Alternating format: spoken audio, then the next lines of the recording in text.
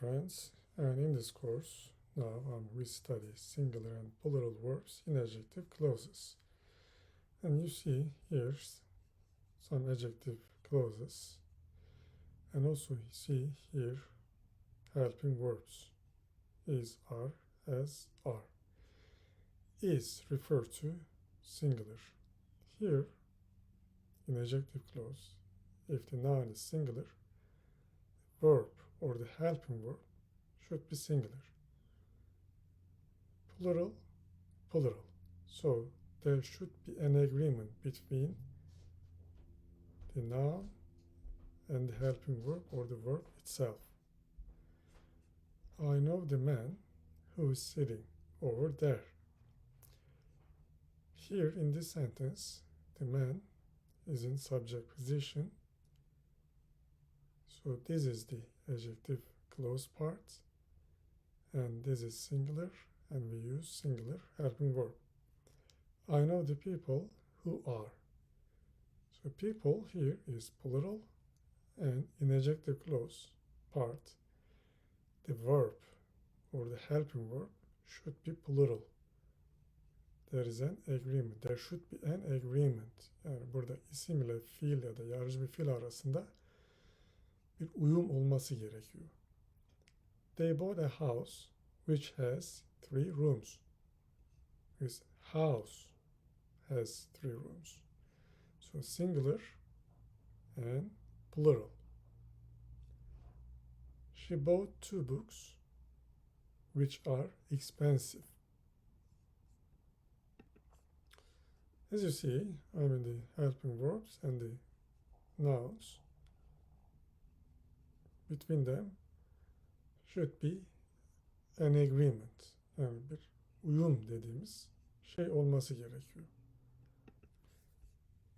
And here, John met 3 men who have horses.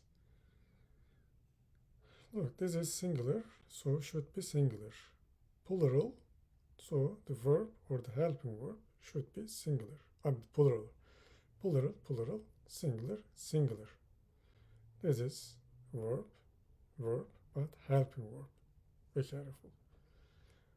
Zaten daha önce bunlardan bahsettik. Ama biraz daha şimdi belki bir alıştırmayla detaya girmiş olacağız.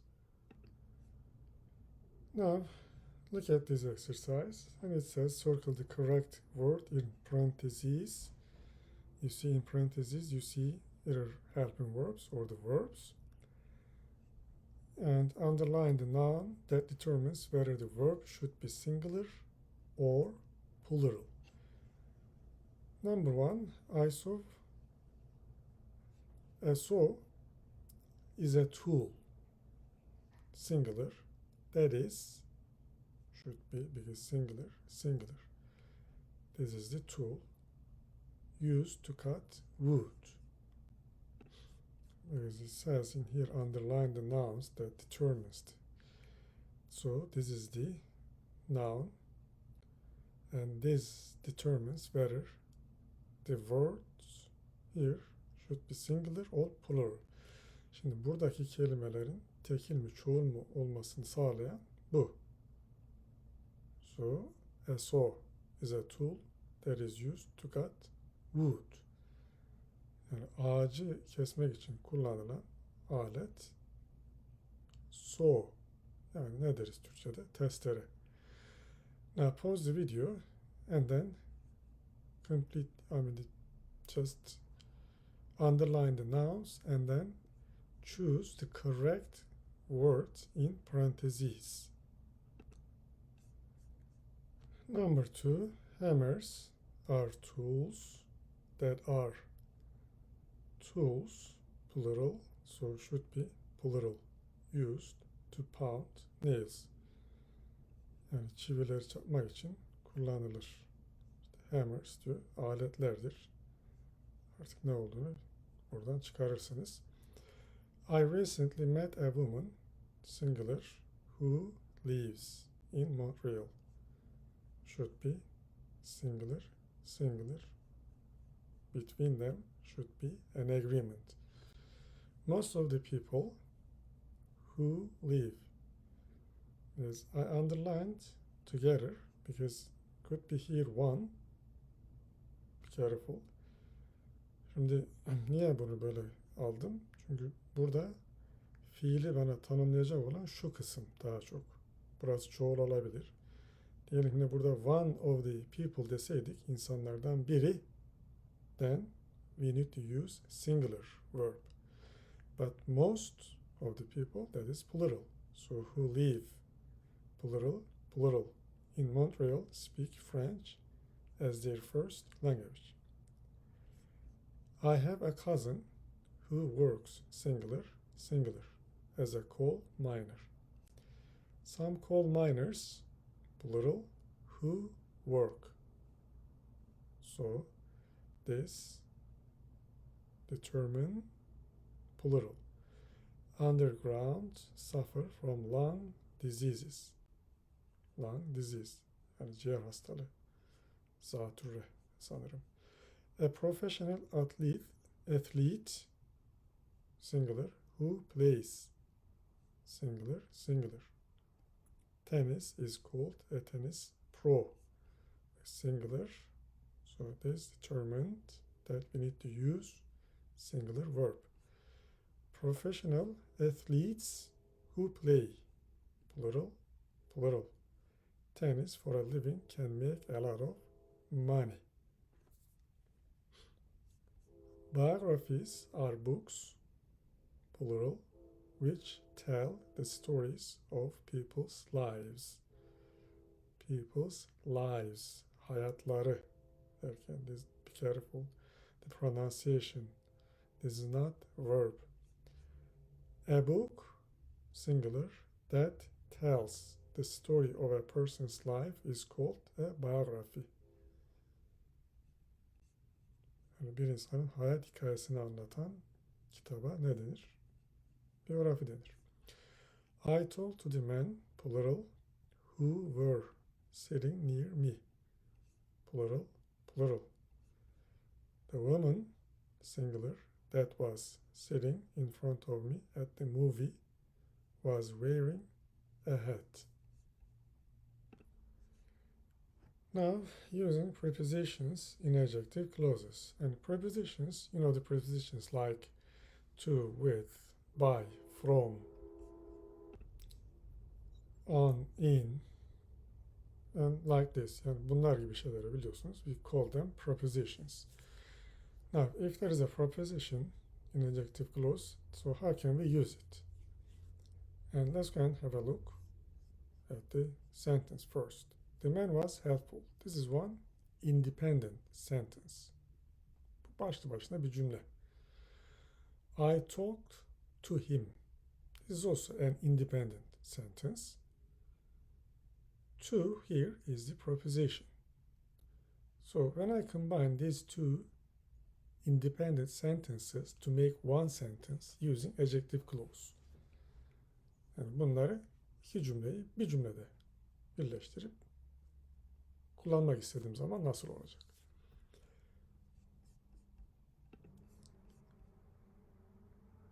The man who or whom I talked to, be careful because there's a preposition in here. And the man here is in object position, you know that. The man whom I talked to or who I talked to was helpful. This is one option. Bu seçeneklerden biri. Or I can say the man that I talked to. Because here I need to use the preposition. Konuştuğum adam was helpful. Or because the man here in this sentence is in object position, I cannot use any of these. Bunlardan herhangi birini kullanmayabilirim. The man I talked to was helpful. Or the man to whom I talked. If I want to use the preposition just before who, This is another option. So here I need to use whom for people all the time. I cannot say the man to that. This is not correct. Was helpful. Şimdi şurada eğer preposition'ı adjective clause cümlesinden önce kullanacaksam, çünkü şurası this is adjective clause, o zaman bu hep whom olacak. Burada preposition olduğu için. That kullanamıyorum. This is for people. And how about for objects? Şimdi objeler için olursa nasıl olacak? The chair is hard. This is one independent sentence. I am sitting in it. It means the chair. Here, in the second sentence, the chair is in object position. Be careful, it's not in subject position. So, when I want to combine these two sentences using adjective clause, I say, or I can say one option, the chair which I am sitting in. This is the adjective clause. So, in adjective clause, I don't have to repeat the same object again and again, or the person again and again. The chair which I am sitting in is hard. Or the chair that I am sitting in is hard. Or, because the chair is in object position, the chair I am sitting. I cannot use anything. In is hard. And the fourth option, if I want to use the preposition just before the adjective clause in the sentence, yani adjective clause dediğimiz cümleden hemen önce kullanacaksak, the chair in which all the time, I cannot use that, or I cannot use anything else. The chair in which I am sitting is hard. Oturduğum sandalye. Yani bu kısımda preposition'ı adjective clause'dan önce kullanacaksam, burada nesneler varsa hep which, şahıs varsa whom olur bunun için. Yani bunlardan, yani these four sentences have the same meaning. These four sentences have the same meaning. Now we have an exercise in here. Adjective clauses with prepositions, or the adjective clauses using prepositions, and we see some sentences and some sentences, one column and another column, and we need to combine these two sentences and using the adjectives in the sentences. And number one is done. The movie was interesting. We went to it. It means the movie. Here is the preposition. So when I want to combine these two sentences, I have four options. One, the movie which we went to was interesting, because this is the adjective clause and this is the preposition. Or the movie that we went to was interesting, or the movie we went to. The movie we went to was interesting, because the movie here is in object position. So if I want, I cannot use any of these. Or if I want to use the preposition before the adjective clause, the movie to which we went. So this part is the adjective clause.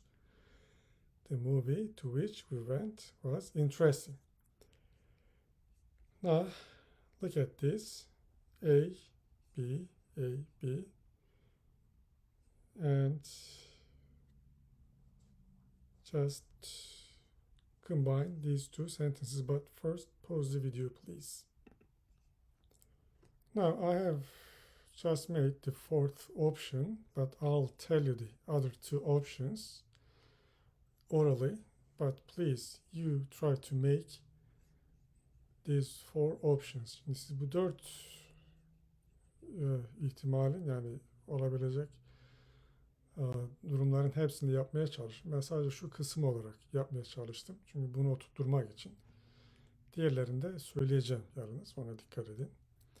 The first one, the man whom I told you about is over there. Or the man that I told you about is over there. Or the man I told you about you is over there. Or the man about whom I told you is over there. This is the fourth option. Is why we want to see how we use prepositions just before adjective clauses in a sentence. Yani cümlede preposition'lar daha çok adjective clause'lardan önce nasıl kullanılıyor? Bunu oturtturmak için özellikle ben bunu yazdım ama siz hepsini yapmaya çalışın. The woman who I work for. This is one option. Pays me a fair salary. Or the woman that I work for. Yani kendisine çalıştığım kadın bana adil bir maaş ödüyor. Or the woman I work for. This one. This woman is in object position in here. The fourth option, the woman for whom, is for the people. If I want to use the preposition before adjective clauses, use whom all the time. For whom I work pays me a fair salary. Yani birini çalıştırıyorsanız adil ücret neyse onu ödemeniz gerekiyor. Yani karşı tarafın sıkıntısından ya da ihtiyacından istifade edip onu kötüye kullanmamak gerekiyor. Ve de hani derler ya iş bittiği zaman hemen adamın teri kurumadan vermek mümkünse. Ama haftalık ya da aylık çalıştırıyorsanız o ayrı bir şey. Alice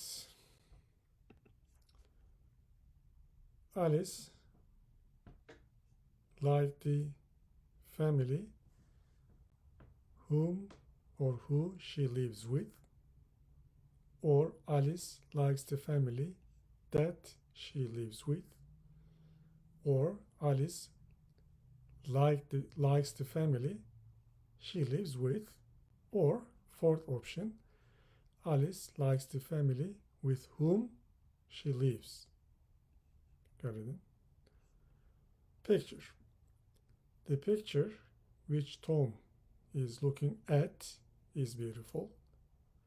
The picture that Tom is looking at is beautiful. The picture Tom is looking at is beautiful. Or the fourth option, dördüncü seçenek. The picture at which Tom is looking. Tom'un baktığı resim. Picture is beautiful. Remember. Picture singular, singular. Alice. Remember. Likes the family whom she likes. Yes. Alice likes the family. Sixth, I enjoy the music that we listen to after dinner. I enjoy the music which we listen to after the dinner. I enjoy the music we listen to after the dinner. Or the fourth option, I enjoy the music to which we listened after the dinner. Yani akşam yemeğinden sonra dinlediğimiz müzikten hoşlandım derken. Now, here we need to use prepositions in those sentences to complete the sentences and also the adjective clauses. And it says add or put an appropriate preposition to each sentence and draw parentheses around the adjective clause. Now, number one is done. I spoke to a person. The person I spoke to. Now, this is the adjective clause. The person I spoke to was friendly. Or if I want to use to just before adjective clause, and I need to use the person to whom I spoke was friendly. Now look at the rest of the sentences and then try to complete the sentences using appropriate prepositions. But pause the video first, please. Number 2, we went to a movie. To preposition should be used. The movie we went to, this is the adjective clause, was very good. Gittiğimiz film. We stayed at or in, both are correct in American English. İkisinden birini kullanabilirsiniz. We stayed at a motel. The motel we stayed at. This part is the adjective clause. Was clean and comfortable. Kaldığımız otel was clean and comfortable. We listened to a new CD. Listen takes to remember. I enjoyed the new CD. We listened to. Dinlediğimiz yeni CD derken. Sally was waiting for a person. Wait for, birini beklemek. Wait takes for. The person Sally was waiting for, this is the adjective clause, never came. Sally'nin beklediği kişi ya da şahıs. I talked to a man, talk to somebody, biriyle konuşmak, to preposition. The man whom I talked to, this is the adjective clause, was helpful. I never found the book that I was looking for. Look for is the preposition, bir şeyi aramak. I never found the book that I was looking for. Aradığım kitabı hiç bulmadım. The person, actually this is the adjective clause, sorry. The person I borrowed money from. Borrow something from someone. Birinden bir şey ödünç almak derken we use from preposition. The person I borrowed money from, this is the adjective clause, works for an electric company. Yani ödünç para aldığım şahıs, kendisinden ödünç para aldığım kişi. Works for an electric company. The news article we talked about in class. Talk about something, bir şey hakkında konuşmak. The news article we talked about in class. This is the adjective clause. Yani sınıfta konuştuğumuz haber article dediğimiz makale, haber makalesi.